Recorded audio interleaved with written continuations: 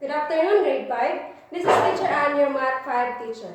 So today you're going to learn about finding the place value of a given number or identifying the place value of a given number and writing a number into three ways: the written form, expanded form, and the expanded exponential form.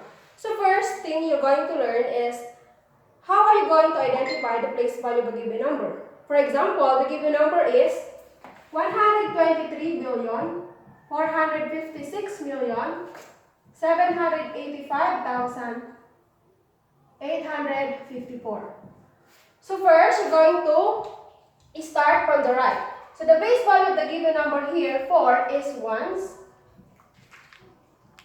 This one is tens, hundreds,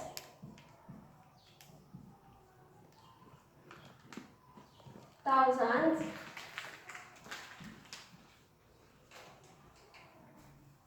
ten thousand, 100,000, million,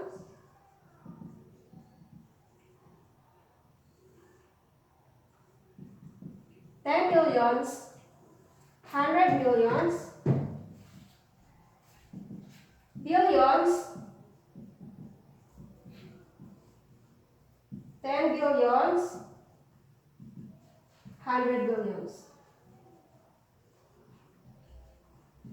So remember that in identifying the place value of a given number, the word always have the letter S at the end of the word. Ones, tens, hundreds, thousands, 10,000s, 100,000s, millions, 10 billions, 100 millions, billions, 10 billions, 100 billions. So there are three ways in identifying or in writing the given words in a written form. So the first one is writing this given number in a written form. So how you are going to write this in a written form? Remember that you should know the spelling of each word so that you can write the given standard form in a written form. This given example is you're going to write this in a written form. Meaning to say, you're going to write this word by word. So this one is 123,456,785,854. So we're going to write this in a written form. So 123 hyphenated billion 456 million 785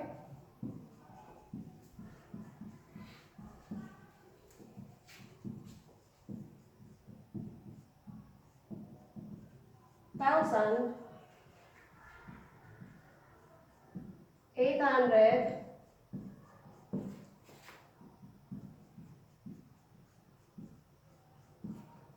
854.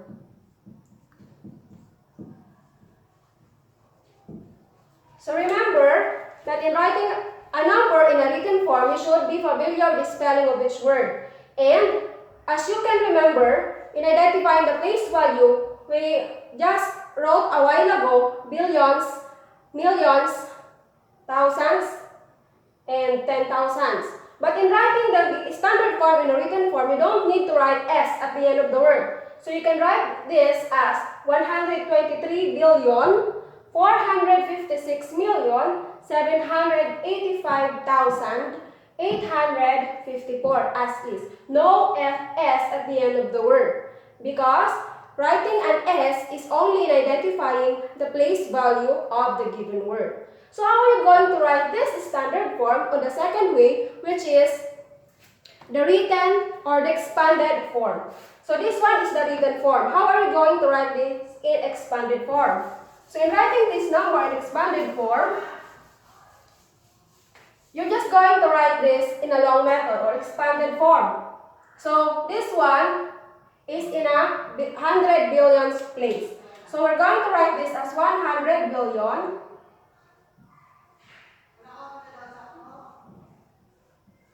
plus, this one is in a 10 billion space. We're going to write that as 20 billion plus 3 billion plus 400 million. 400 million plus 50 million plus 6 million plus 700,000 plus 80,000 plus 5,000 plus 800 plus 50 plus 4. So this is the expanded form of the given standard form. So next is the third way of writing a number, the expanded exponential form. So instead of writing too many zeros, you're going to write this in an exponential form. So for example, this one is 100 billion. So we're going to write this in a expanded exponential form. So we're going to write 1 billion. 1 times 10. How many zeros are there? Well, let's count. 1, 2, 3, 4, 5, 6, 7, 8, 9, 10, 11. So you're going to write the number of zeros as the exponent. So we're going to write here 11. Plus, the next number is 2. 2 times 10. How many zeros are there? Let's count. 1, 2, 3, 4, 5, 6, 7, 8, 9, 10. So the exponent is 10. Plus 3 times 10. Let us count the number of zeros. 1, 2, 3, 4, 5, 6, 7, 8, 9. Plus 4 times 10. Let us count the number of zeros. 1, 2, 3, 4, 5, 6, 7, 8. So the exponent is 8. Plus 5 times 10. 1, 2, 3, 4, 5, 6, 7. Plus 6 times 10. The exponent is how many zeros? 1, 2, 3, 4, 5, 6. So there are 6 zeros. We're going to write 6 as the exponent. Plus 7 times 10. 1, 2, 3, 4, 5. 5 zeros. So the exponent is 5. Plus 8 times 10. 1, 2, 3, 4. So the exponent is 4. Plus 5 times 10. The exponent is 3. Plus 8 times 10. The exponent is, there are 2 zeros. So the exponent will be 2. Plus 5 times 10. The exponent is 1 because there's only 1 zeros left. Plus 4 times 10, the exponent is 0.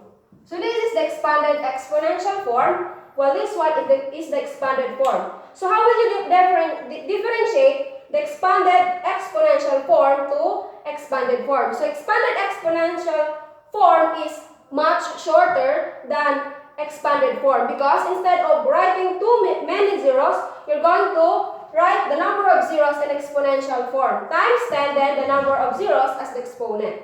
So the next is another example.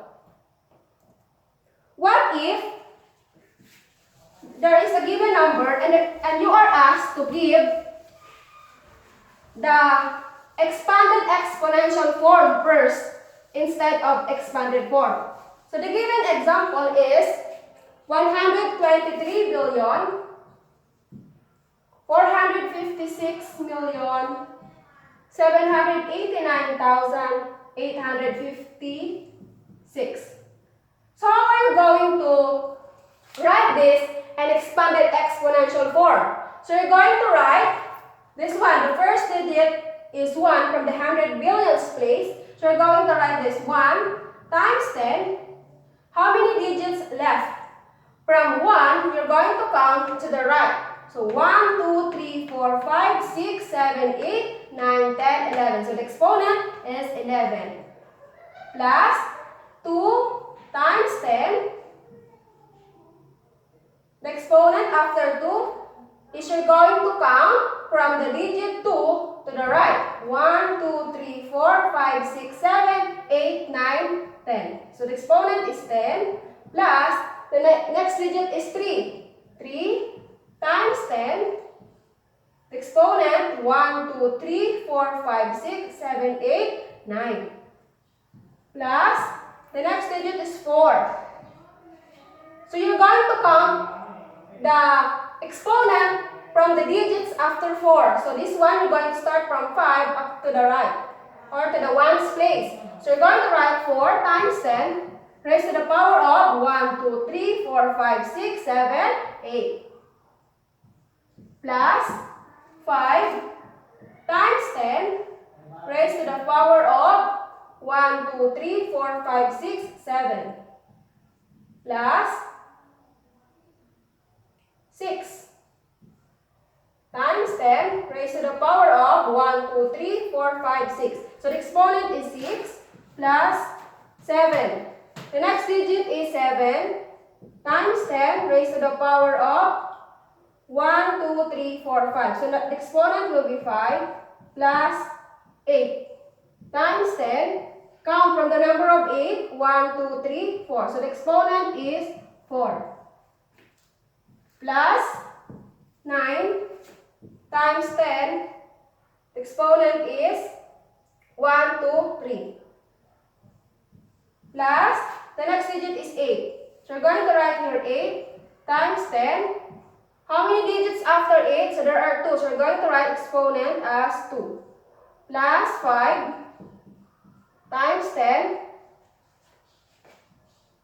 Exponent of 1 plus 6 times 10, exponent of 0. So this is how you're going to write expanded exponential form based on the given standard form. So in writing this expanded exponential form to expanded form, just write the digit 1 plus the number of, or the exponent written on top will be the number of zeros. So you're going to write here 1 plus 11 zeros. 1, 2, 3, 4, 5, 6, 7, 8, 9, 10, 11. Plus 2.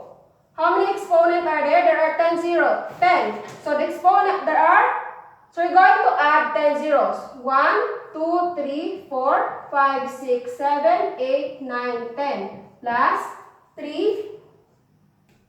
The exponent is 9, so we're going to add 9 zeros. 1, 2, 3, 4, 5, 6, 7, 8, 9. Plus 4.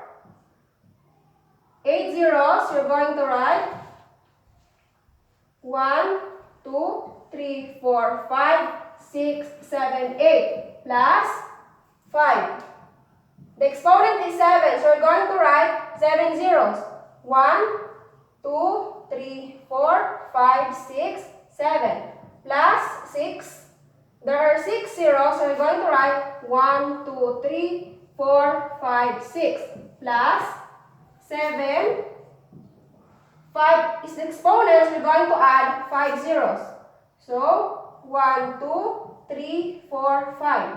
Plus 8. The exponent is 4, so we're going to add 4 zeros. 1, 2, 3, 4. Plus 9. 3 zeros. 1, 2, 3. Plus 8. Exponent is 2. 1, 2. Plus 5. Exponent is 1. So you're just going to add 1 zeros. Or 1 0. Plus 6. So this is the expanded form. While this one is expanded exponential form. So the next one is you're going to learn about how are you going to round off the given number.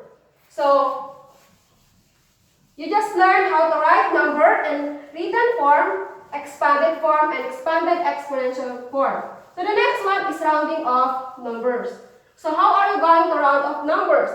If the given number is 123,456,789,850.